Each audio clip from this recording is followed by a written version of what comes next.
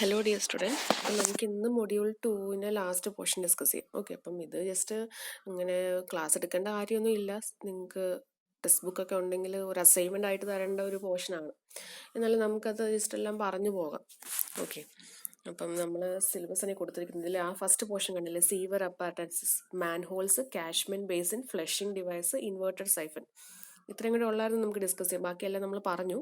പിന്നെ നിങ്ങൾ ഇനിയിപ്പോൾ എക്സ്ട്രാ ചെയ്യേണ്ടത് ടെക്സ്റ്റ് ബുക്ക് എടുക്കണമെന്ന് ഞാൻ പറഞ്ഞിട്ടുണ്ടായിരുന്നു. അപ്പോൾ ടെക്സ്റ്റ് ബുക്ക് എടുത്തിട്ട് BOD ഒക്കെ കുറേ പ്രോബ്ലംസ്, നമ്മൾ അവിടെ 3-4 പ്രോബ്ലമേ നോക്കിയുള്ളൂ, അത്രയും പോരാ. ടെക്സ്റ്റ് ബുക്കിൽ കുറച്ചധികം പ്രോബ്ലംസ് സോൾവ് ചെയ്യാൻ പറ്റുന്നുണ്ടോ നോക്കുക. ഇനി അവധി വരുന്നുണ്ടല്ലോ, അപ്പോൾ ആ ടൈമിൽ ഇരുന്നിട്ട് പ്രോബ്ലംസ് സോൾവ് ചെയ്യാൻ പറ്റുന്നുണ്ടോ നോക്കുക. കാര്യം ചിലപ്പം BOD വലിയ ഡെറിവേഷനൊക്കെ പഠിച്ചിട്ട് പോയിട്ട് ചിലപ്പോൾ എക്സാമിന് ചോദിക്കാൻ പോകുന്നത് പ്രോബ്ലംസ് ആയിരിക്കും. അപ്പോൾ പ്രോബ്ലംസ് ചെയ്യാൻ അറിയണമെങ്കിൽ കുറച്ചധികം പ്രോബ്ലംസ് നമ്മൾ സോൾവ് ചെയ്താലേ നമുക്കത് മനസ്സിലാകത്തുള്ളൂ. അപ്പം പ്രോബ്ലംസ് നിങ്ങൾ നോക്കിക്കോണം ഈ അവധിക്ക് ഇരുന്നിട്ട്. അപ്പം ഇന്നത്തെ ക്ലാസ്സിൽ നമ്മൾ സീവർ അപ്പാരറ്റൻസസ് എന്ന് വെച്ചാൽ ഒരു സീവർ ഓപ്പറേറ്റ് കറക്റ്റായിട്ട് നടക്കണമെങ്കിൽ അതിൻ്റെ ഓപ്പറേഷൻ അല്ലെങ്കിൽ അതിൻ്റെ മെയിൻ്റനൻസ് വർക്ക് കറക്റ്റായിട്ട് ചെയ്യണം. അപ്പോൾ അതിന് വേണ്ട എക്സ്ട്രാ പാർട്സ് എന്തൊക്കെയാണെന്നുള്ളതാണ് നമ്മൾ ഇന്നത്തെ വീഡിയോയിൽ നോക്കുന്നത്.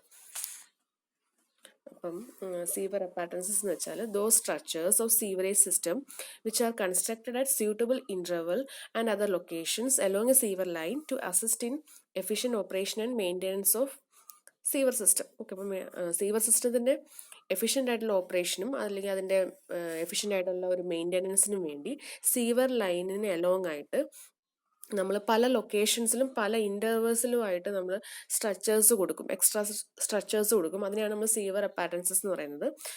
വേരിയസ് ടൈപ്സ് ഉണ്ട്. ഓക്കെ, അതിൽ നമ്മുടെ സിലബസിൽ എടുത്ത് പറഞ്ഞത് ഏതൊക്കെയായിരുന്നു? Manholes, catchment basin, flushing device, inverted siphon. ഇത് കൂടാതെ പിന്നെ നമുക്ക് ക്ലീൻ ഔട്ട് എന്ന് പറഞ്ഞിട്ടൊരു പാർട്ടുണ്ട്, സ്ട്രീറ്റ് ഇൻലെറ്റ് അല്ലെങ്കിൽ നമുക്കതിനെ ഗള്ളീസ് എന്ന് പറയാം, ഓയിൽ ട്രാപ്സ്, പിന്നെ സ്റ്റോം റെഗുലേറ്റേഴ്സ്, അങ്ങനെ എക്സ്ട്രാ ഒരു കുറച്ചും കൂടെ ഉണ്ട്. അപ്പം നമുക്ക് എന്തായാലും ഇച്ചിരി മെയിനായിട്ട് സിലബസിൽ പറഞ്ഞിരിക്കുന്നത് എന്തായാലും മെയിനായിട്ട് നോക്കണം. മറ്റതും കൂടെ ഒന്ന് നോക്കുക, കാര്യം ചിലപ്പം എക്സ്പ്ലെയിൻ ചെയ്യാൻ ഇൻ കേസ് വന്നാലേ എഴുതണമല്ലോ. അപ്പം മാൻഹോൾസ് നമ്മളെല്ലാവരും റോഡിൽ കണ്ടിട്ടുണ്ടല്ലേ. റോഡിൻ്റെ സൈഡിലായിട്ട് ഇങ്ങനെ ഒരു സർക്കുലർ ആയിട്ടായിരിക്കും, അല്ലെങ്കിൽ ചിലപ്പം അത് റെക്റ്റാങ്കുലർ ഷേപ്പ് ആയിരിക്കും. അപ്പം അങ്ങനെ മാൻ ഹോൾസ് കൊടുക്കും, അതിനൊരു കവറും കൊടുത്തിട്ടുണ്ടെങ്കിൽ ചിലപ്പോൾ ഈ കവറിൽ ഇങ്ങനെ പെർഫോറേറ്റഡ് ആയിരിക്കും, എന്ന് വെച്ചാൽ നമുക്ക് അകത്തുള്ളത് കാണാൻ പറ്റും. അപ്പം ഒരു വെന്റിലേഷൻ കിട്ടുന്ന രീതിയിൽ ഒരു ഹെൽപ്ഫുൾ ആയിരിക്കും. അപ്പം ഇതിൽ അങ്ങനെ ഒരു പെർഫറേഷൻ ഒന്നും ഇല്ല, ജസ്റ്റ് ഇത് കവർ നമ്മൾ മാറ്റിയിട്ട് ഈ മാൻ ഹോൾസ് എന്ന് വെച്ചാൽ ശരിക്കും പറഞ്ഞാൽ താഴെ കൂടെ സീവർ പോകുന്നുണ്ടായിരിക്കും. അപ്പം സീവറിലോട്ട് അകത്തോട്ട് കയറി എന്തെങ്കിലും ഇൻസ്പെക്ഷൻ ഒക്കെ ചെയ്യണമെങ്കിൽ ആൾക്കാർക്ക് വർക്കേഴ്സിന് ഇറങ്ങാൻ വേണ്ടിയാണ് ഈ മാൻ ഹോൾസ് കൊടുക്കാറ്. അപ്പം നമ്മൾ റോഡിൽ കണ്ടിട്ടുണ്ടല്ലോ അല്ലേ. അപ്പോൾ മാൻ ഹോൾസ് എന്ന് വെച്ചാൽ മേസണറിയുടെയോ അല്ലെങ്കിൽ RCCO ചേമ്പേഴ്സ് ആണ്. ഇത് സീവേഴ്സ് അല്ലെങ്കിൽ ഡ്രെയിൻസിന് എലോങ് ആയിട്ട് ആ ലൈനിലായിരിക്കും നമ്മൾ അത് കൺസ്ട്രക്ട് ചെയ്യുന്നത്. അപ്പോൾ അതിൽ ത്രൂ ആണ് മെൻ അതിനകത്തോട്ട് എൻ്റർ ചെയ്യുകയും ആ സീവറിൽ നിന്ന് ലീവ് ചെയ്യുകയൊക്കെ ചെയ്യുന്നത്. ഇതിൻ്റെ മെയിൻ ഒബ്ജക്റ്റീവ്സ് എന്ന് വെച്ചാൽ ഒന്ന് ഇൻസ്പെക്ഷന് വേണ്ടി, ക്ലീനിങ്ങിന് വേണ്ടി, അതല്ലാതെ വേറെ എന്തെങ്കിലും മെയിൻ്റനൻസ് ഓപ്പറേഷനൊക്കെ നടത്തണമെങ്കിൽ അതിന് വേണ്ടി. The openings are fitted with suitable cover വെച്ച് ഫിറ്റ് ചെയ്യുന്നു. അതിനെ മാൻഹോൾ കവേഴ്സ് എന്നാണ് പറയുന്നത്. ഇപ്പം ഈ മാൻഹോൾ കവേഴ്സ് പെർഫോറേറ്റഡ് ആണെങ്കിൽ അത് ആ ഒരു സീവറിൻ്റെ വെന്റിലേഷനും ഹെൽപ്ഫുൾ ആയിരിക്കും. ഇത് ലൊക്കേറ്റ് ചെയ്യുന്ന എവിടെയാണെന്ന് വെച്ചാൽ manholes are provided at every bend, junction, change of gradient or change of sewer diameter. അപ്പം എവിടെയെങ്കിലും ബെൻഡ് വരുന്നുണ്ടെങ്കിൽ അവിടെ കൊടുക്കും. ജംഗ്ഷൻസ്, പല സീവർ കൂടെ ജോയിൻ ചെയ്യുന്ന പോർഷൻ കാണും, അപ്പോൾ അവിടെ കൊടുക്കണം. ഗ്രേഡിയൻറ്റിൽ ആ ഒരു സ്ലോപ്പിൽ ചേഞ്ച് വരുന്ന പോർഷൻ ഉണ്ടെങ്കിൽ അവിടെ കൊടുക്കേണ്ടി വരും. സീവറിൻ്റെ ഡയമീറ്റർ മാറുന്ന ഒരു പോർഷൻ ഉണ്ടെങ്കിൽ അവിടെയും കൊടുക്കണം. Okay, the sewer line between two manhole is generally laid straight with even gradient. അപ്പം രണ്ട് മാൻഹോൾസിൻ്റെ ഇടയ്ക്കുള്ള പോർഷൻ നമ്മൾ എപ്പോഴും ആ ഇടയ്ക്കുള്ള ഒരു സീവർ ലൈൻ എന്ന് പറയുന്നത് നമ്മൾ സ്ട്രെയിറ്റ് ആയിട്ട് വേണം കൊടുക്കാൻ, ചെറിയ ഈവൻ ഗ്രേഡിയൻറ്റിൽ. Even when the sewer line runs straight the manholes are provided at regular intervals. Okay, അതേപോലെ തന്നെ റെഗുലർ ഇൻ്റർവൽസ് മാറി മാറി ആയിരിക്കണം നമ്മൾ മാൻഹോൾസ് കൊടുക്കേണ്ടത്. The larger is the diameter of the sewer, the greater will be the spacing between manholes. Diameter വലിയതായിട്ടുള്ള sewer ആണെങ്കിൽ അപ്പം അടുത്തടുത്തുള്ള സീവർ മാൻഹോൾസിൻ്റെ ഒരു സ്പേസിംഗ് എന്ന് പറയുന്നതും ഗ്രേറ്റർ ആകും. അപ്പം ഈ ഒരു ടേബിളിൽ കാണിച്ചിരിക്കുന്നത് IS 1742/1916 പ്രകാരമുള്ള ആ ഒരു കോഡ് പ്രകാരം നമുക്ക് മാൻഹോൾസിൻ്റെ സ്പേസിങ് റെക്കമെൻഡ് ചെയ്തിരിക്കുവാണ്. അപ്പം സൈസ് അനുസരിച്ച്, സീവറിൻ്റെ സൈസ് അനുസരിച്ച്. അപ്പം നമ്മൾ പറഞ്ഞു സീവർ റെക്റ്റാങ്കിൾ ആകാം, സർക്കുലർ ആകാം, പല ഷേപ്പ് അനുസരിച്ചാകാം. അപ്പോൾ ഇതിൽ ഒരു സർക്കുലർ സീവർ ആണെങ്കിൽ ഡയമീറ്റർ അനുസരിച്ച് എങ്ങനെ നമുക്ക് ആ ഒരു സ്പേസിങ് പറയാൻ പറ്റും എന്നാണ്. അപ്പം ഡയമീറ്റർ എന്ന് പറയുന്നത് അപ് ടു 0.3 മീറ്റർ ഒക്കെ വരെ ഉള്ളതാണെങ്കിൽ അവിടെയുള്ള മാൻ ഹോൾസിൻ്റെ സ്പേസിങ് 45 മീറ്റർ മാറിയായിരിക്കും. ഇപ്പോൾ ഒന്നിവിടെ ഉണ്ടെങ്കിൽ പിന്നെ ബാക്കി 45 മീറ്റർ മാറിയിട്ടായിരിക്കും അടുത്ത മാൻ ഹോൾ കൊടുക്കുക. 0.6 മീറ്റർ ഉള്ള ഒരു സൈസുള്ള സീവറൊക്കെ ആണെങ്കിൽ 75 മീറ്റർ സ്പേസിങ് കൊടുക്കുക. അങ്ങനെ സീവറിൻ്റെ സൈസ് കൂടുന്തോറും സ്പേസിങ് കൂടി വരും. അടുത്തത് ഈ മാൻഹോൾസ് തന്നെ നമുക്ക് 3 രീതിയിൽ ക്ലാസിഫൈ ചെയ്യാൻ പറ്റും. അത് ഡിപ്പെൻഡിങ് ഓൺ ദ ഡെപ്ത് ആണ്. Okay, shallow manholes, normal manholes, deep manholes. Okay, അതിൽ ഷാലോ മാൻഹോൾ എന്ന് പറയുമ്പോൾ എന്തായിരിക്കും? പേരിൽ നിന്ന് മനസ്സിലാക്കുക, അതൊരു ചെറിയ ഡെപ്ത് ആയിരിക്കും എന്ന് വെച്ചാൽ ഇറ്റ് ഈസ് അബൌട്ട് 0.7 തൊട്ട് 0.9 മീറ്റർ ഡെപ്ത് ആണ് ആ ഒരു മാൻഹോളിൻ്റെ ഡെപ്ത് എങ്കിൽ അതിന് നമ്മൾ ഷാലോ മാൻഹോൾസ് എന്ന് പറയും. And it's constructed at the start of A branch of sewer or at places which are not subjected to heavy traffic. അപ്പോൾ ഇത് നമ്മൾ കൊടുക്കുന്നത് എവിടെയാണെന്ന് വെച്ചാൽ ഒരു ബ്രാഞ്ച്, ഒരു സീവറിൻ്റെ ബ്രാഞ്ച് സ്റ്റാർട്ട് ചെയ്യുന്ന അടുത്ത്, അല്ലെങ്കിൽ ഹെവി ട്രാഫിക് ഇല്ലാത്തടത്ത്. കാരണം ഇത് നമ്മൾ റോഡിൻ്റെ സൈഡിലായിട്ടാണല്ലോ കൺസ്ട്രക്ട് ചെയ്യുന്നത്. അപ്പം ആ റോഡിൽ അധികം ട്രാഫിക് ഇല്ലാത്ത റോഡൊക്കെ ആണെങ്കിൽ അവിടെ നമുക്ക് വേണമെങ്കിൽ കൊടുക്കാം. Such a manhole is provided with a light cover at its top and it's called and inspection chamber. അപ്പോൾ ഇതിനെ നമുക്ക് ഇൻസ്പെക്ഷൻ ചേംബർ എന്ന് വേണമെങ്കിൽ പറയാം. അതേപോലെ തന്നെ ഈ ഷാലോ മാൻ ഹോൾസ് കവർ ചെയ്യുന്നത് ലൈറ്റ് ആയിട്ടുള്ളൊരു കവർ വെച്ചിട്ടാണ്. കാര്യം അവിടെ ഹെവി ട്രാഫിക് ഇല്ലല്ലോ. അപ്പോൾ പിന്നെ എന്താണ് ഭയങ്കര വലിയൊരു കവർ കൊടുക്കേണ്ട ആവശ്യമില്ല. കാര്യം അത്രയും വലിയ ട്രാഫിക് ലോഡൊന്നും ആ ഒരു കവറിൻ്റെ മേളിൽ കൂടെ പോകുന്നില്ല. അടുത്തത് normal or medium manholes. അതിൻ്റെ ഡെപ്ത് നമ്മൾ പറഞ്ഞിരിക്കുന്നത് 1.5 മീറ്റർ ഡെപ്ത് ആണ്. And is constructed either square or rectangular in cross section. ഏത് ഷേപ്പ് വേണമെങ്കിലും ആകാം. Such a manhole is provided with a heavy cover at its top. ഇപ്പോൾ കുറച്ചും കൂടെ നേരത്തേക്കാളും ലൈറ്റ് കവർ ആയിരുന്നു, ഇത് കുറച്ചും കൂടെ ഹെവി ആയിട്ടുള്ള കവർ കൊടുക്കും. പിന്നെ ഡെപ്ത് 1.5 മീറ്റർ ആണ്. ഇനി അടുത്തത് ഡീപ്പ് മാൻ ഹോൾസ്. അതെന്താണെന്ന് വെച്ചാൽ it is having a depth more than 1.5 metre. 1.5 മീറ്ററിനേക്കാളും കൂടുതൽ ആണ് ഡെപ്ത് എങ്കിൽ അതിന് ഡീപ്പ് മാൻ ഹോൾസ് എന്ന് പറയും. അതിൽ നമ്മൾ സ്റ്റെപ്സ് കൊടുക്കും. സ്റ്റെപ്സ് കൊടുക്കുന്നത് ശരിക്കും മാൻ ഹോൾസ് എന്ന് പറഞ്ഞാൽ കുറച്ച് അത്രയും ഡീപ്പാകുമ്പോൾ 1.5 മീറ്ററിൽ ഡീപ്പ് കുറച്ചും ഡീപ്പായി പോകുമ്പോൾ എന്താ പറ്റുന്നത്, മാൻ ഹോൾസിലോട്ട് അകത്തോട്ട് കയറണമെങ്കിൽ വരുന്ന ആൾക്കാർ അകത്തോട്ട് ചാടാൻ പറ്റത്തില്ല. അവർക്ക് ചാടിയാൽ ചിലപ്പോൾ അവർക്ക് എന്തെങ്കിലും ചെറിയൊരു എന്തെങ്കിലുമൊക്കെ കാലിലും കൈക്ക് കല്ല് പറ്റും അല്ലേ. അപ്പോൾ അവരെന്തെടുക്കും, അതിനകത്ത് നമ്മൾ സ്റ്റെപ്പ് കൊടുത്തിട്ടുണ്ടായിരിക്കും, ലാഡർ കൊടുത്തിട്ടുണ്ടായിരിക്കും. അതിൽ ത്രൂ ആണ് അവർ താഴോട്ട് ഇറങ്ങുന്നത്, ഡിസെൻഡ് ചെയ്യുന്നത്. അപ്പം steps etcetera provide in such a manhole for facilitating descending into the manhole and to enable the workers to go up and down. താഴോട്ട് ഇറങ്ങും അല്ലെങ്കിൽ മേലോട്ടോ കയറണമെങ്കിൽ ആ സ്റ്റെപ്പ് ത്രൂ ആയിരിക്കും അവർ കയറുന്നത്. Such a manhole is provided with heavy cover. Deep manholes നമ്മളൊരു heavy cover വെച്ചിട്ടായിരിക്കും cover ചെയ്യുന്നത്. ഇനി മാൻഹോൾസിൻ്റെ കൺസ്ട്രക്ഷൻ ഡീറ്റെയിൽസിലോട്ട് പോകാം. A manhole may be considered to be made of 3 parts ആണ് മെയിൻലി നമ്മൾ പറയുന്നത്. മാൻഹോൾ കവർ, അതേപോലെ തന്നെ അസസ് ഷാഫ്റ്റ്, പിന്നെ വർക്കിംഗ് ചേംബർ. അങ്ങനെ 3 മെയിൻ പാർട്സ് ആണ് നമ്മൾ പറയുന്നത്. മാൻഹോൾ കവർ എന്ന് വെച്ചാൽ മേളിൽ ഞാൻ ഫിഗറിൽ കാണിച്ചില്ല, മേളത്തെ ആ ഒരു കവർ. The manhole is provided with a cast iron cover and a cast iron frame at its top. അപ്പോൾ ഒരു ഫ്രെയിമിന് മേളിലായിട്ടാണ് ഈ കവർ, കാസ്റ്റ് അയണിൻ്റെ കവർ ഇരിക്കുന്നത്. Size of a rectangular cover ആണെങ്കിൽ കൊടുക്കുന്നെങ്കിൽ 0.6 മീറ്റർ ബൈ 0.45 മീറ്റർ ആയിരിക്കും കൊടുക്കുന്നത്. സർക്കുലർ കവർ ആണെങ്കിൽ അതിന് 0.5 തൊട്ട് 0.6 മീറ്റർ ഡയമീറ്റർ വരെ കൊടുക്കാം. The lighter cover is adopted to carry lighter traffic. Heavier ആണെങ്കിൽ ഹെവിയർ ട്രാഫിക് ക്യാരി ചെയ്യാൻ വേണ്ടി യൂസ് ചെയ്യാം. ഇനി അടുത്ത പാർട്ടാണ് അസസ് ഷാഫ്റ്റ്. അതെന്താണെന്ന് വെച്ചാൽ the upper portion of a deep manhole is called access shaft. Its minimum size for a rectangular manhole is about 0.75 by 0.6 metre. Circular manhole ആകുമ്പം 0.6 തൊട്ട് 0.75 മീറ്റർ ആയിരിക്കും diameter. The upper portion is expanded in the lower portion by providing an offset by providing RCC slab or by arching etcetera. Figure കാണിക്കാം. Okay അപ്പോൾ ഇതൊരു deep മാൻഹോളിൻ്റെ figure എന്ന് വിചാരിക്കാം. Deep മാൻഹോളിൻ്റെ മേളിൽ നമ്മൾ മാൻഹോൾ കവറൊക്കെ കൊടുത്തു, അത് നമ്മൾ ആദ്യമേ പറഞ്ഞു. അടുത്തതാണ് അസസ് ഷാഫ്റ്റ് എന്ന് പറയുന്നത്. ഈ ഒരു ഷാഫ്റ്റ് ഇത്രയും പോർഷൻ, ഈ ഒരു പോർഷൻ. പിന്നെ അത് ആ ഒരു പോർഷൻ താഴോട്ട് വരുമ്പോഴേക്കും അത് കുറച്ചുകൂടെ എക്സ്പാൻഡ് ചെയ്തിട്ട് ഇപ്പോൾ നമ്മൾ സ്ലാബൊക്കെ കൊടുത്ത് ഇങ്ങനെ എക്സ്പാൻഡ് ചെയ്യും. അതാണ് ഇപ്പോൾ പറഞ്ഞത്. ഇതിൻ്റെ ഒരു സൈസാണ് തൊട്ട് മുന്നത്തെ സ്ലൈഡിൽ പറഞ്ഞത്. ഓക്കെ, ഈ ഒരു പോർഷൻ നമ്മൾ വർക്കിംഗ് ചേംബർ എന്ന് പറയും. ഓക്കെ, വർക്കിംഗ് ചേംബർ എന്താണെന്ന് പറയാം. The lower portion of the manhole is known as working chamber as it provides a working space for inspecting and cleaning operation. Okay, അങ്ങനെ ഒരു ഹെൽപ്ഫുൾ ആയിട്ടുള്ള ഒരു വർക്കിംഗ് ചെയ്യാനും അല്ലെങ്കിൽ ഇൻസ്പെക്ട് ചെയ്യാനൊക്കെ ഉള്ള സ്പേസ് ആയതുകൊണ്ടാണ് അതിനെ വർക്കിംഗ് ചേംബർ എന്ന് പറയുന്നത്. ഇറ്റ്സ് മിനിമം സൈസ് എന്ന് പറയുന്നത് 1.2 by 0.9 മീറ്റർ ആണ് റെക്ടാങ്കുലർ ആണെങ്കിൽ. സർക്കുലർ മാൻഹോൾ ആണെങ്കിൽ അത് diameter 1.2 meter about ആയിരിക്കും. The height of this chamber should generally be not less than 1.8 meter. അപ്പം നമ്മൾ എന്തൊക്കെ പറഞ്ഞു? മാൻഹോൾ കവർ ഉണ്ടെന്ന് പറഞ്ഞു, അസസ് ഷാഫ്റ്റ് ഉണ്ടെന്ന് പറഞ്ഞു അല്ലേ. പിന്നെ ഇത് നോക്കിയാൽ താഴോട്ട് ഓരോ, അതാണ് സ്റ്റെപ്സ് ആണ് കൊടുത്തിരിക്കുന്നത്. ഓക്കെ, പിന്നെ മാൻഹോളിൻ്റെ കവർ കാണിച്ചിട്ടുണ്ട്. പിന്നെ ഇത് ബ്രാഞ്ച് സീവർ എന്നാണ് കാണിച്ചിരിക്കുന്നത്. കാര്യം ഇതാണ് ഷേപ്പ് എങ്കിൽ എന്ന് വെച്ചാൽ ഇവിടെ നിന്ന് ഒരു സെക്ഷൻ എടുക്കുകയാണെങ്കിൽ അതിൻ്റെ ഒരു സെക്ഷണൽ വ്യൂ ആണ് കാണിച്ചിരിക്കുന്നത്. ബ്രാഞ്ച് സീവർ ഇങ്ങനെ വരുവാണെങ്കിൽ മെയിൻ സീവറിലോട്ട് ഈ പോകുന്നത് മെയിൻ സീവറാണ്.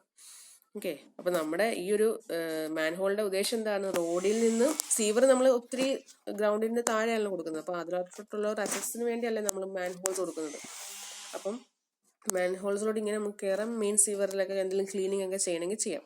ഇനി ഈ മെയിൻ സീവർ ഇരിക്കുന്നത് ഒരു കോൺക്രീറ്റ് ബെഞ്ചിങ് നമ്മൾ കൊടുക്കും. ഇങ്ങനെ ഒരു ഷേപ്പിൽ മെയിൻ സീവറിനെ ഒന്ന് പിടിച്ച് വെക്കാൻ വേണ്ടി ഇങ്ങനെ ഒരു ബെഞ്ചിങ് കൊടുക്കും. അപ്പോൾ ഓക്കെ, അങ്ങനെയാണ് ഇങ്ങനെ ഒരു ബെഞ്ചിൻ്റെ ഇടയ്ക്ക് ഇരിക്കുന്നത്. അപ്പം നമ്മൾ ഈ മെയിൻ സീവർ കൂടാതെ ചിലപ്പോൾ സൈഡിൽ നിന്ന് ഒരു ബ്രാഞ്ച് സീവറൊക്കെ വരും. അപ്പോൾ അതാണ് ഈ കാണിച്ചിരിക്കുന്നത്, ഈ ഒരു വട്ടം കാണിച്ചിരിക്കുന്നത് ബ്രാഞ്ച് സീവർ. പിന്നെ ഇതെല്ലാം ഇരിക്കുന്നത് ഒരു കോൺക്രീറ്റ് ബേസിലാണ്. ഇതിൻ്റെ ഒരു സെക്ഷണൽ വ്യൂ ആണ് ഈ കാണിച്ചിരിക്കുന്നത്. Okay, the manhole is built on a concrete bed 15 cm to 30 cm thick. The concrete floor of the chamber slope at 1/6 towards the center to form benching. നേരത്തെ കാണിച്ചില്ല, ഒരു സ്ലോപ്പ് കൊടുത്തിട്ട് കോൺക്രീറ്റിൻ്റെ ഒരു ഫ്ലോർ ഉണ്ടാക്കും.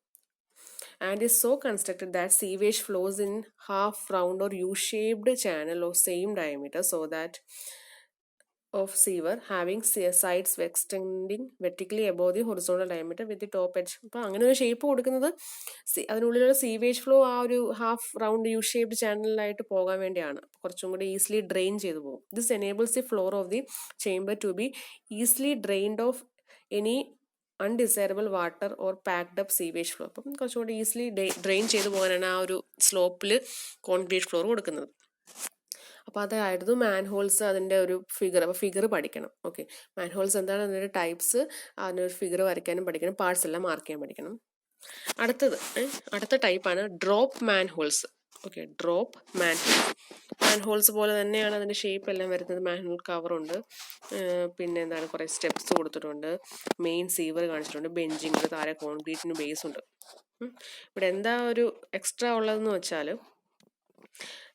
തൊട്ട് മുന്നത്തേൽ നമ്മൾ പറഞ്ഞത് മെയിൻ സീവറിന് അടുത്തായിട്ടൊരു ബ്രാഞ്ച് സീവർ ഉണ്ടെങ്കിൽ അവിടെ നമുക്ക് ജസ്റ്റ് സാധാ മാൻഹോൾസ് എന്ന് പറഞ്ഞു. ഇനി ഇതല്ല, മെയിൻ സീവറിൽ നിന്നും ബ്രാഞ്ച് സീവർ, ഇതാണ് ബ്രാഞ്ച് സീവർ വരുന്നത്, ഒരു 0.5 to 0.6 മീറ്റർ, അതിലും കൂടുതലാണ് അതിൻ്റെ ഒരു ഡെപ്ത് എങ്കിലും, ഇവർ തമ്മിലുള്ള ഡിസ്റ്റൻസ് എങ്കിലും അവിടെ ഡയറക്റ്റ് നമ്മൾ ഇങ്ങനെ കൊടുത്താൽ ഈ ബ്രാഞ്ച് സീവറിൽ നിന്ന് വരുന്ന വേസ്റ്റ് അല്ലെങ്കിൽ സീവേജ് ഇതിനകത്തോട് ഡയറക്റ്റ് വീഴില്ല. അപ്പം അങ്ങനത്തെ കേസിൽ നമ്മൾ ഒരു എക്സ്ട്രാ ഒരു വെർട്ടിക്കൽ പൈപ്പും കൂടെ ബ്രാഞ്ച് സീവറിൽ നിന്ന് ഈ മെയിൻ സീവറിലോട്ട് സീവേജിനെ കൊണ്ടുപോകാൻ വേണ്ടി കൊടുക്കും. അപ്പോൾ കുറച്ചും കൂടെ ആ ഒരു ഡെപ്ത് കുറയുമ്പം കറക്റ്റ് ഇങ്ങോട്ട് ഡയറക്റ്റ്ലി വീഴാത്തത് ഇവിടെ നിന്ന് വരുമ്പോഴേക്കും കറക്റ്റായിട്ട് വീണോളും. അപ്പം അങ്ങനെ കൊടുക്കുന്ന ഈ ഒരു വെർട്ടിക്കൽ പൈപ്പ് വെച്ചിട്ട് കൊടുക്കുന്ന മാൻഹോൾസിനാണ് നമ്മൾ ഡ്രോപ്പ് മാൻഹോൾസ് എന്ന് പറയുന്നത്. ഓക്കെ, നമ്മൾ ഇവിടെ ഇങ്ങോട്ടുള്ള ഒരു ഫ്ലോ നമ്മൾ എന്താ പറയുന്നത് പ്ലഗ് ചെയ്ത് വെച്ചിരിക്കുകയാണ്. Okay, the manhole in which a vertical pipe is used is called a drop manhole. When a branch sewer enters a manhole by more than 0.5 meter to 0.6 meter above the main sewer, അവിടെയാണ് ഈ drop manhole use ചെയ്യുന്നത്. The sewage is generally not allowed to fall directly into the manhole. The sewage is brought into through a down pipe taken from the branch sewer to the bottom of the manhole. ആ ഒരു മാൻഹോളിൻ്റെ ബോട്ടത്തിലോട്ട് ഈ vertical pipe വഴി ആ ഒരു branch സീവറിൽ നിന്ന് വരുന്ന സീവേജിനെ കൊണ്ടുവരുന്നു. ഇതാണ് ഡ്രോപ്പ് മാൻഹോൾസ്. അടുത്തത് lamp holes. Okay, lamp holes എന്ന് പറയുമ്പോൾ പേരിൽ നിന്ന് മനസ്സിലായി, എന്തോ ഒരു ലാമ്പ് അല്ലെ, എന്തോ ലാമ്പ് ലൈറ്റും കൂടെ ഉണ്ടെന്നുള്ളത് മനസ്സിലായി. അപ്പം അതെന്ന് വെച്ചാൽ ഇത് നമ്മുടെ മെയിൻ സീവർ പൈപ്പാണ് പോകുന്നതെങ്കിൽ ആ സീവർ പൈപ്പിലോട്ടൊരു ചെറിയൊരു ഓപ്പണിങ് കൊടുക്കും. ഓപ്പണിങ് ഒരു കവറൊക്കെ കൊടുത്തിട്ടുള്ള ഒരു ഓപ്പണിങ് ആയിരിക്കും. കോൺക്രീറ്റ് ഒക്കെ ചെയ്ത് സൈഡ് വോൾസ് ആയിരിക്കും. സ്റ്റോൺ വെയറിൻ്റെയോ കാസ്റ്റ് അയണിൻ്റെയോ പൈപ്പാകാം. ഓക്കെ, അതിൻ്റെ ഫിഗറാണ് ഈ കാണിച്ചിരിക്കുന്നത്.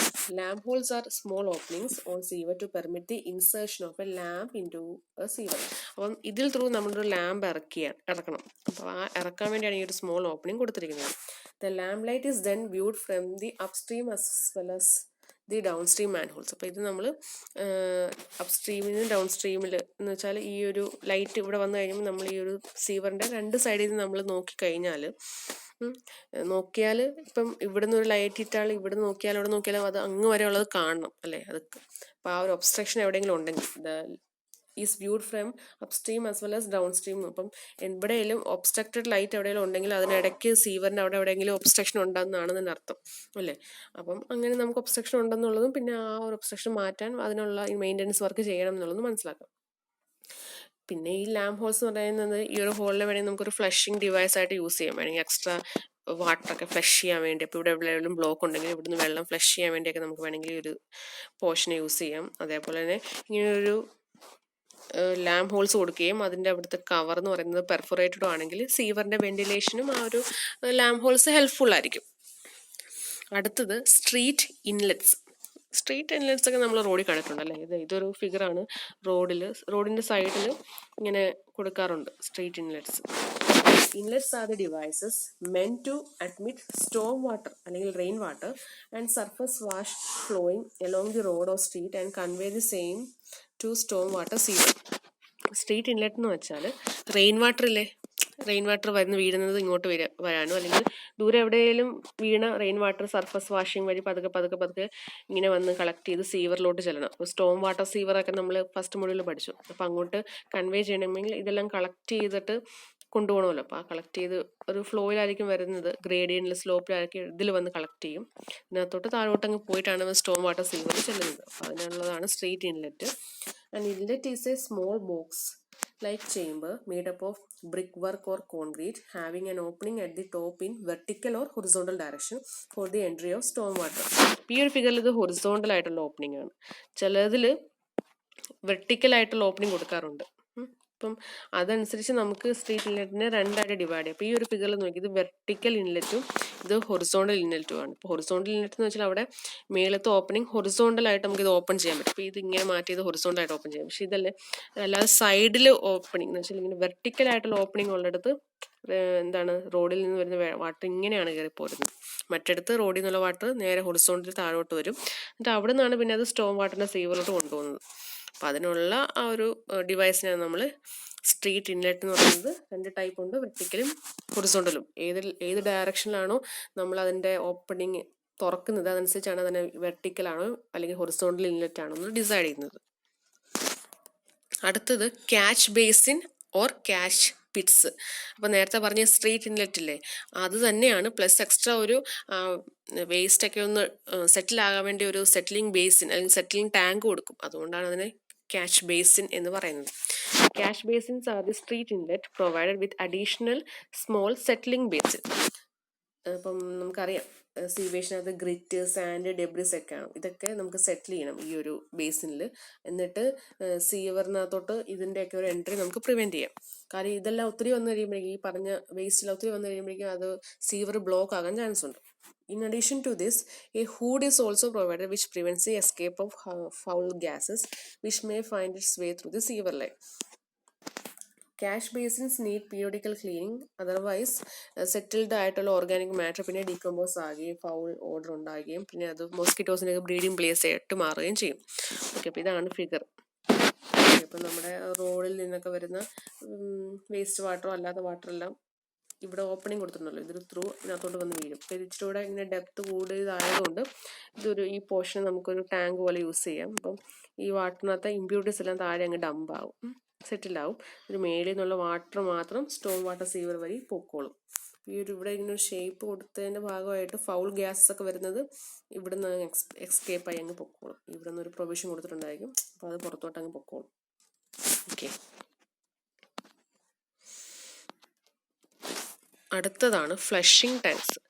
അപ്പം നമുക്ക് എവിടെയെങ്കിലും ബ്ലോക്കേജ്, സീവറിനുള്ളിൽ എവിടെയെങ്കിലും ബ്ലോക്കേജ് ഉണ്ടെങ്കിൽ അത് ആ ബ്ലോക്കേജ് മാറ്റാൻ വേണ്ടി നമ്മൾ സാധാരണ എന്തെടുക്കും, നമ്മൾ ഫ്ലഷ് ചെയ്ത് വിടും അല്ലേ. എവിടെയെങ്കിലും ബ്ലോക്ക് ഉണ്ടെങ്കിൽ വെള്ളം അടിച്ചങ്ങ് വിട്ടിട്ട് ആ ബ്ലോക്കിനെ മാറ്റാൻ നോക്കും. അതിന് വേണ്ടിയാണ് തന്നെയാണ് നമ്മൾ സീവർ ലൈനിലെ ബ്ലോക്കേജ് മാറ്റാൻ വേണ്ടി നമ്മൾ ഫ്ലഷിംഗ് ടാങ്ക് യൂസ് ചെയ്യുന്നത്.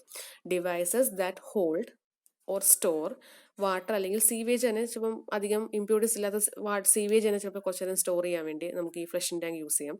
And throw out or discharge into the sewer at intervals for sewer flushing. അപ്പോൾ പല പല ഇൻ്റർവലായിട്ട് നമ്മളിങ്ങനെ വെള്ളം ഇങ്ങനെ ഹോൾഡ് ചെയ്ത് വെച്ചിട്ട് ഭയങ്കരമായിട്ട് സ്പീഡിൽ അങ്ങ് ഫ്ലഷ് ചെയ്ത് വിടും. Provided in the sewer section where flow is never sufficient to generate self-cleansing velocity. അപ്പോൾ നമ്മൾ കൊടുക്കുന്നത് സീവർ സെക്ഷനിൽ തന്നെ ഈ എന്താണ് സെൽഫ് ക്ലെൻസിങ് വെലോസിറ്റി അറ്റൈൻ ചെയ്യാൻ പറ്റാത്ത ടൈപ്പ് ഓഫ് ഏരിയാസ് ഉണ്ട്, അവിടെയൊക്കെയാണ് ഇത് കൊടുക്കാറ്. These devices store water temporarily and throw it into the sewer for the purpose of flushing. വാട്ടറിനെ സ്റ്റോർ ചെയ്തിട്ട് പിന്നെ ഫ്ലഷിങ് അതേപോലെ ക്ലീനിങ്ങിന് വേണ്ടി അത് വെള്ളത്തിനെ ത്രോ ചെയ്യും. ആ ഡിവൈസസിനെയാണ് നമ്മൾ ഫ്ലഷിംഗ് ടാങ്ക് എന്ന് പറയുന്നത്. ഇതും 2 ടൈപ്പ് ഉണ്ട്. ഫ്ലഷിംഗ് ഓപ്പറേഷൻ ഓട്ടോമാറ്റിക് ആയിട്ട് ചെയ്യുന്ന ഓട്ടോമാറ്റിക് ഫ്ലഷിംഗ് ടാങ്കും ഉണ്ട്, ഹാൻഡ് ഓപ്പറേറ്റഡ് ആയിട്ടുള്ള ഫ്ലഷിംഗ് ഓപ്പറേഷൻസും ഉണ്ട്. ദ ഓട്ടോമാറ്റിക് ടൈപ്പാണ് ഇപ്പം കോമൺലി നമ്മളിപ്പം കാണാറുള്ളത്. ഓക്കെ, അപ്പോൾ ഓട്ടോമാറ്റിക് ഫ്ലഷിംഗ് ടാങ്ക് എന്ന് പറയുന്നത് അവിടെ flushing operation automatically regular interval നടന്നോളും. ഓക്കെ, എങ്ങനെയാണെന്ന് വെച്ചാൽ the entry of water is so regulated as to fill the tank up to the discharge point in a period equal to the flushing interval. അപ്പം നമ്മൾ ആ ടാങ്കിൽ ആദ്യമേ വെള്ളം ഇങ്ങനെ കയറി എൻ്റർ ചെയ്തുകൊണ്ടേയിരിക്കും. എന്നിട്ട് ഒരു പോയിന്റ് വരെ ഒരു മാർക്കിംഗ് കൊടുത്തിട്ടുണ്ടായിരിക്കും, ആ മാർക്കിംഗ് വരെ വെള്ളം അതിൽ ഫില്ലാകും. ആ വെള്ളം ഫില്ലായി കഴിഞ്ഞ് കുറച്ച് കഴിയുമ്പോഴേക്കും ഫ്ലഷിങ് ചെയ്യാനുള്ള ഇൻ്റർവെൽ ആകും, ടൈം ആകും. അപ്പോൾ ഫ്ലഷ് ചെയ്ത് ആ വെള്ളത്തിനെ സ്റ്റോർ ചെയ്ത വെള്ളത്തിന് ഫ്ലഷ് ചെയ്തങ്ങ് വിടും സീവർ ലൈനിലോട്ട്. അപ്പം പിന്നീട് അടുത്ത പ്രാവശ്യമായിട്ടുള്ള വെള്ളം ഫില്ലാകും, ആ ഒരു ഇൻ്റർവെൽ ആകുമ്പോഴേക്കും അത് ഫ്ലഷ് ചെയ്ത് വിടും. അങ്ങനെയാണ് ചെയ്യുന്നത്. An overflow pipe is also provided to drain away water in case the tank fails to discharge and thereby overflow. ഇനിയും ടാങ്ക് ഇൻ കേസ് ഫ്ലഷ് ചെയ്തില്ല എന്ന് വിചാരിക്കുക, അപ്പം ടാങ്കിനുള്ളിലെ വെള്ളം ഒത്തിരി ആയിപ്പോയെന്ന് വെച്ചാൽ ഓവർഫ്ലോ ആകണം അല്ലേ. ഓവർഫ്ലോ ആകണമെങ്കിൽ അതിനുള്ള ഓവർഫ്ലോ പൈപ്പ് കൊടുക്കേണ്ടി വരും. ഓക്കെ, അപ്പം ഇതാണ് നമ്മൾ ഓട്ടോമാറ്റിക് ഫ്ലഷിംഗ് ടാങ്കിൽ കാണുന്നത്. അപ്പം ഞാൻ പറഞ്ഞു സെൽഫ് ക്ലെൻസിങ് വെലോസിറ്റി കിട്ടാത്ത സ്ഥലം എന്ന് വെച്ചാൽ മെയിൻലി സീവറിൻ്റെ പൈപ്പ് ഇതാണ്, ഇതൊരു മെയിൻ സീവർ ലൈനാണ് പോകുന്നത്. അപ്പം ശരിക്കും സെൽഫ് ക്ലെൻസിങ് കിട്ടണമെങ്കിൽ ചെറിയൊരു ഗ്രേഡിയൻറ്റിൽ വേണം കൊടുക്കാൻ, അല്ലെങ്കിൽ ചെറിയൊരു സ്ലോപ്പിൽ വേണം ഇത് ലേ ചെയ്യാൻ. പക്ഷെ ഇവിടെ ഫ്ലാറ്റ് ആയിട്ടാണ് ലേ ചെയ്തിരിക്കുന്നത്. അങ്ങനത്തെ കേസിലൊക്കെ ബ്ലോക്കേജ് ഉണ്ടാകാൻ ചാൻസ് ഉണ്ട്. അപ്പം അത് മാറ്റാൻ വേണ്ടി നമ്മൾ ഒരു ഫ്ലഷിങ് കിട്ടാൻ വേണ്ടിയാണ് നമ്മൾ കൊടുക്കുന്നത്, നമ്മുടെ ഫ്ലഷിംഗ് ടാങ്ക്സ് കൊടുക്കുന്നത്. അപ്പം അതെങ്ങനെയാണെന്ന് വെച്ചാൽ ഇങ്ങനെ ഒരു ബോക്സ് ചേംബർ പോലെ കാണും. വാട്ടർ സപ്ലൈ ഈ ടാങ്കിലോട്ട് വെള്ളം നമ്മൾ സപ്ലൈ ചെയ്ത് വെച്ചിട്ടുണ്ടായിരിക്കും. ഇവിടെ ഇങ്ങനെ ട്യൂബ് കൊടുത്തിട്ടുണ്ടായിരിക്കും. ഓക്കെ, പിന്നെ ഇവിടെ ഒരു സ്നിഫ് ഹോൾ എന്ന് കാണിച്ചിട്ടുണ്ട്. ഓക്കെ, അപ്പോൾ സംഭവം എന്താണെന്ന് വെച്ചാൽ ഈ ടാങ്കിലോട്ട് വെള്ളം ഈ ഒരു സ്നിഫ് ഹോളിന് തൊട്ട് താഴെയായിട്ടാണ് വെള്ളം ഇരിക്കുന്നത്. എന്ന് വെച്ചാൽ വെള്ളം ഒട്ടും ഇല്ലെങ്കിൽ ഈ എ തൊട്ട് ഈ ട്യൂബിൻ്റെ എ തൊട്ട് ബി വരെയുള്ള പോർഷൻ നിങ്ങളുണ്ടല്ലോ യു ഷേപ്പ് ഉള്ളത്, അവിടെ ജസ്റ്റ് വെള്ളം ഒട്ടും ഇല്ലായിരിക്കും. ഈ ഇത്രയും പോർഷനിലെ വെള്ളം കാണത്തില്ല. വെള്ളത്തിൻ്റെ എമൗണ്ട് കൂടുന്തോറും സ്നിഫ് ഹോള് വഴി ആ വാട്ടർ ടാങ്കിലോട്ട് കയറിക്കോളും. ഈ ലെവൽ താന്നിങ്ങനെ വന്നോളും. അപ്പം പ്രഷർ കുറഞ്ഞു വരുന്നു. എന്നിട്ട് ഹൈ വാല്യൂ ആയി കഴിയുമ്പോഴേക്കും ആ ഒരു പ്രഷറിൽ വെള്ളം ഈ ബി എന്ന പോർഷൻ ത്രൂ ആ ട്യൂബിന് ഫുൾ പോർഷൻ ത്രൂ ഫ്ലഷ് ചെയ്ത് പോക്കോളും. അപ്പോൾ ഇവിടെ ഫുൾ പ്രഷറിൻ്റെ ഒരു കളികളാണ് നടക്കുന്നത്. അപ്പം കറക്റ്റ് ഇൻ്റർവെൽ ഇത് നടക്കണം. ഇൻ്റർവെൽ നടന്നാൽ മാത്രമേ ഇവിടെ ബ്ലോക്കേജ് എന്തെങ്കിലും സീവർ ലൈൻ ഉണ്ടെങ്കിൽ അത് ഇങ്ങോട്ട് ചെന്നോളും. പിന്നെ ഞാൻ നേരത്തെ പറഞ്ഞില്ല ഓവർഫ്ലോ പൈപ്പ് കൊടുക്കാറുണ്ടെന്ന്, ഇൻ കേസ് ഇവിടുത്തെ വെള്ളത്തിൻ്റെ എമൗണ്ട് കൂടിയാൽ. ഓക്കെ, അങ്ങനെയാണ് ഇത് വർക്ക് ചെയ്യുന്നത്. ഫിഗർ ഒന്ന് പഠിച്ചു വെക്കണേ. അടുത്തത് ഹാൻഡ് ഓപ്പറേറ്റഡ് ഫ്ലഷിംഗ് ഓപ്പറേഷൻസ്. അപ്പം നമ്മൾ പറഞ്ഞു ഓട്ടോമാറ്റിക് കൊണ്ട് മാനുവലായിട്ട് നമുക്ക് ചെയ്യാം. അതെങ്ങനെയാണെന്ന് വെച്ചാൽ flushing and cleaning of sewer can be carried out at suitable interval by means of manual labour. പല രീതിയിൽ ചെയ്യാം. ഒരു മെത്തേഡ് എന്ന് വെച്ചാൽ in one method the outlet end of the manhole is closed by a loose valve etcetera. The sewage entering the manholes from the inlet end will then start collecting in the manhole. അപ്പം നമ്മൾ manhole വഴി waste water കയറുമല്ലോ. ആ മാൻഹോളിൻ്റെ outlet end നമ്മളങ്ങ് close ചെയ്ത് വെക്കും. എന്നിട്ട് ഇൻലെറ്റ് എൻഡ് വരെ ഇങ്ങനെ വെള്ളം മാൻഹോളിൽ ത്രൂ കയറിക്കൊണ്ടിരിക്കുകയാണ്. അപ്പം ആ മാൻഹോളിനുള്ളിൽ ഈ വാട്ടർ നമ്മൾ കളക്ട് ചെയ്തു. സഫീഷ്യൻറ്റ് ക്വാണ്ടിറ്റി ഓഫ് സീവേജ് ഇങ്ങനെ അക്യുമുലേറ്റ് ചെയ്ത് കഴിയുമ്പോഴേക്കും നമ്മൾ ഔട്ട്ലെറ്റ് ഉണ്ടെങ്കിൽ പെട്ടെന്ന് അങ്ങ് ഓപ്പൺ ചെയ്യും, സഡൻലി ഓപ്പൺ ചെയ്യും. അപ്പോൾ എന്താണ്, ആ സീവേജ് എല്ലാം കൂടെ സീവറിലോട്ട് ഒരു ഫ്ലഷിങ് ഓപ്പറേഷൻ വഴി നല്ല സ്പീഡിൽ പോയിക്കോളും. അപ്പം സീവർ ലൈനിൽ എവിടെയെങ്കിലും ബ്ലോക്കേജ് ഉണ്ടെങ്കിൽ അതങ്ങ് പൊക്കോളും. ഓക്കെ. അടുത്തത് ഇൻ അതർ മെത്തേഡ്, വേറെ ഏതൊക്കെ മെത്തേഡ്സ് വെച്ചാൽ ഒന്ന് the inlet end as well as the outlet end of the manhole നമ്മൾ ക്ലോസ് ചെയ്യണം സ്ലൂയിസ് വാൽവ് വെച്ചിട്ട്. ഓക്കെ. മാൻ ഹോളിൽ രണ്ട് എൻഡും ക്ലോസ് ചെയ്തിട്ട് ദ വാട്ടർ ഫ്രം ഔട്ട്സൈഡിൽ നിന്നുള്ള വാട്ടറെല്ലാം നമ്മൾ മാൻ ഹോളിലോട്ട് കളക്ട് ചെയ്തു. എന്നിട്ട് അതിനെ നമ്മൾ ഫ്ലഷിങ് ഓപ്പറേഷൻ വഴി പുറത്തോട്ട് നമ്മൾ ആ ഒരു വാട്ടറിനെ വിടുകയും അവിടെ ക്ലീനിങ് നടക്കുകയും ചെയ്യും.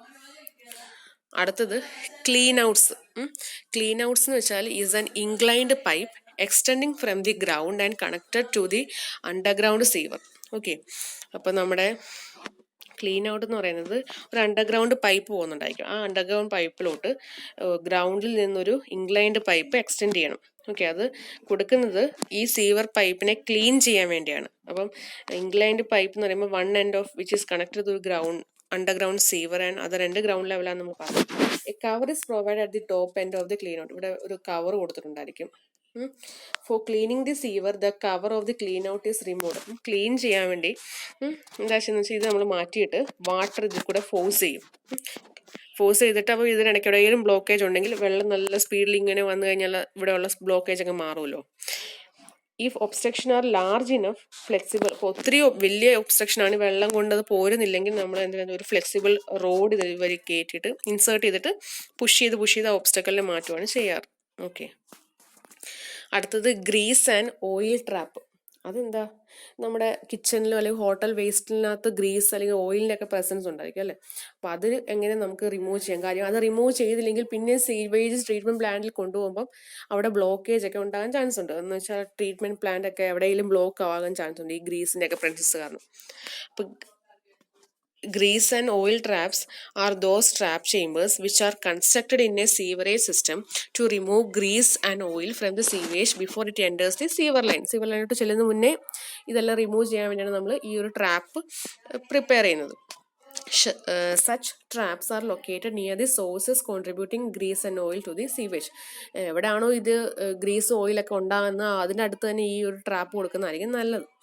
അപ്പം ഫിഗർ നോക്കിയേ, ഈ figure shows a typical grease and oil trap. 2 chamber ഉണ്ട്. ഓക്കെ. അപ്പം ഈ ഒരു ഇൻലെറ്റ് വഴി വേസ്റ്റ് വാട്ടർ അതിനകത്തോട്ട് കളക്ട് ചെയ്ത് കഴിഞ്ഞാൽ കുറച്ച് നേരം കളക്ട് ചെയ്ത് കഴിഞ്ഞിട്ട് ഈ ഇവിടെ കളക്ട് ചെയ്യുമ്പോൾ അതനുസരിച്ച് ഇങ്ങോട്ടും കൊണ്ട് ഈ ചേമ്പറിലോട്ടും പൊക്കോളും.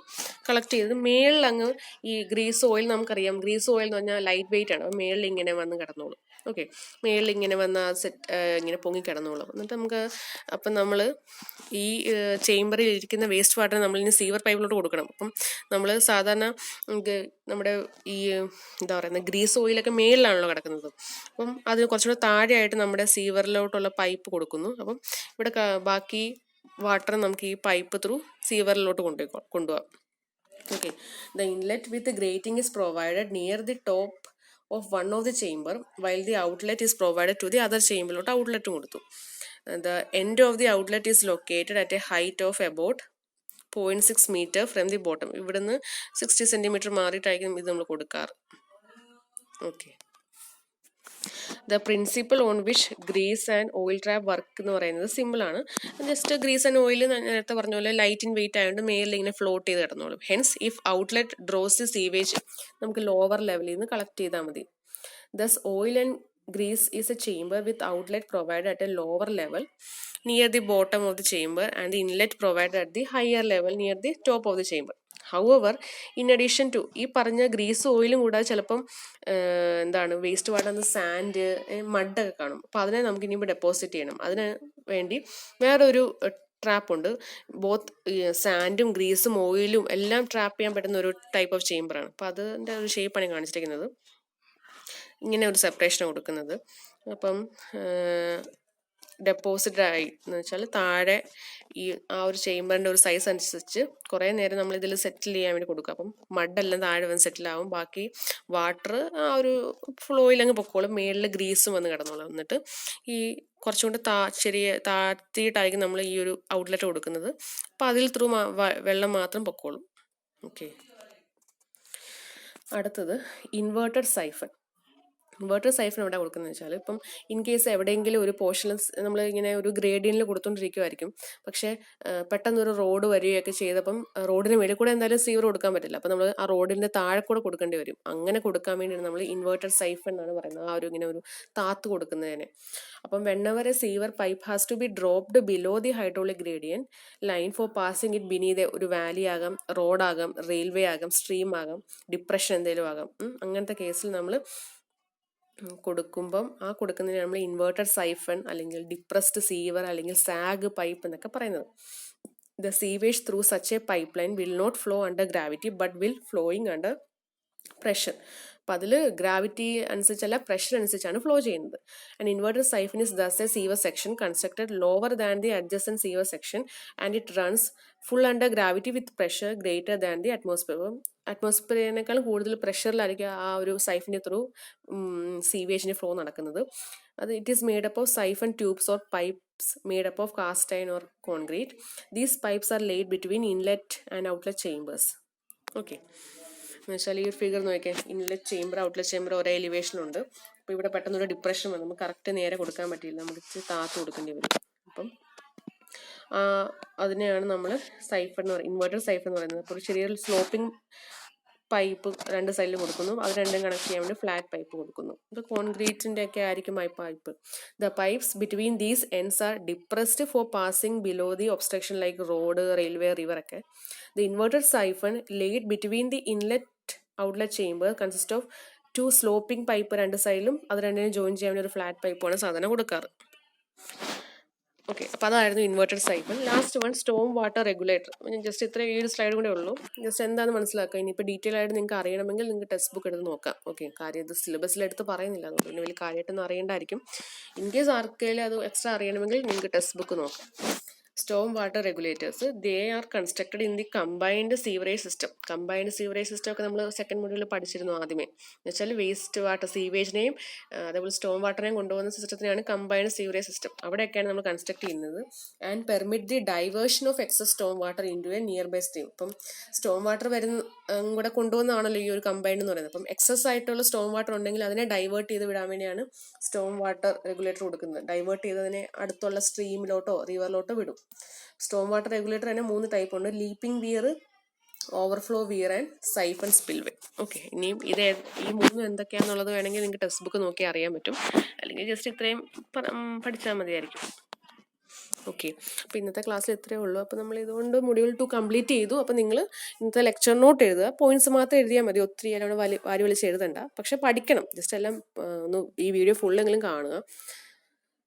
ഓക്കെ, പിന്നെ ലെക്ചർ നോട്ട് എഴുതുക. പ്രോബ്ലംസ് ഇനി വരുന്ന ദിവസങ്ങളിൽ പ്രോബ്ലംസ് ഇരുന്ന് പഠിക്കുക. ഓക്കെ, കാര്യം ഇനിയിപ്പം അവധി കഴിഞ്ഞ് വരുമ്പോഴേക്കും നമ്മൾ 3rd മൊഡ്യൂൾ സ്റ്റാർട്ട് ചെയ്യുവാണ്. അപ്പം ഇത്രയും പഠിക്കുക. എന്തായാലും സീരീസിന് ഉടനെ കാണുമെങ്കിൽ 1 and 2 മൊഡ്യൂൾസ് എന്തായാലും എക്സാമിന് കാണും. ഓക്കെ.